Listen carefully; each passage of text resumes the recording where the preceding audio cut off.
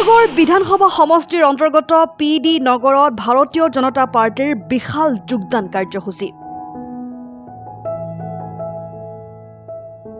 বহু শতাধিক ইছলাম ধৰ্মাৱলম্বী লোকে যোগদান কাৰ্যসূচীত অংশগ্ৰহণ কৰে। ভাৰতীয় জনতা পাৰ্টিৰ শিৱসাগৰ সমষ্টিৰ তত্ত্বাৱধায়ক তথা থাওৰা সমষ্টিৰ প্ৰাক্তন বিধায়ক কুশল দৌৰীৰ উপস্থিতিত যোগদান কাৰ্যসূচী অনুষ্ঠিত হয়।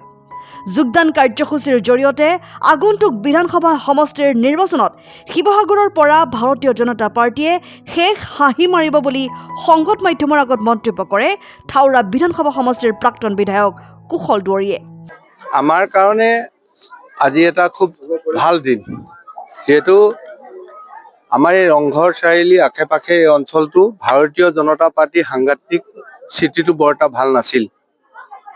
আজি যিটো প্ৰায় 250 পুৰুষ মহিলাই আজি যোগদান কৰিলে, তেওঁলোকৰ আজি যোগদানে আমাৰ ভাৰতীয় জনতা পাৰ্টিৰ সাংগঠনিক শক্তিটো অধিক বৃদ্ধি হৈছে আজিৰ পৰা।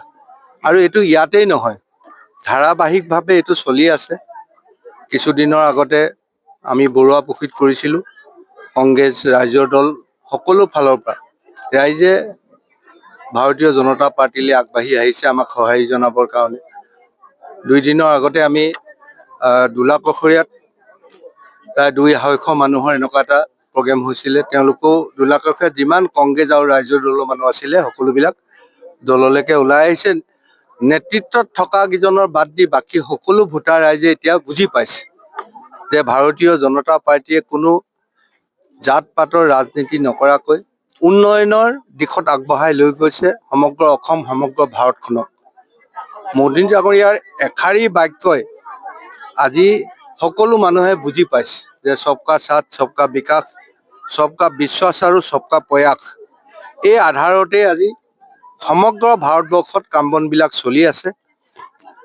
যিসকলক সাম্প্ৰদায়িকৰ বীজ সিঁচি পিনে ভাৰতীয় জনতা পাৰ্টিৰ পৰা আঁতৰাই ৰাখিছিলে, তেওঁলোকেও আজি বুজি পাইছে।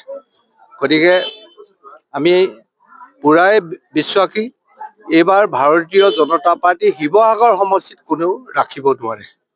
নিশ্চিতভাৱে ভাৰতীয় জনতা পাৰ্টি এইবাৰ শেষ হাঁহি মাৰিবলৈ সক্ষম হ'ব। শিৱসাগৰৰ পৰা মণি গগৈৰ ৰিপৰ্ট, N24 আছাম।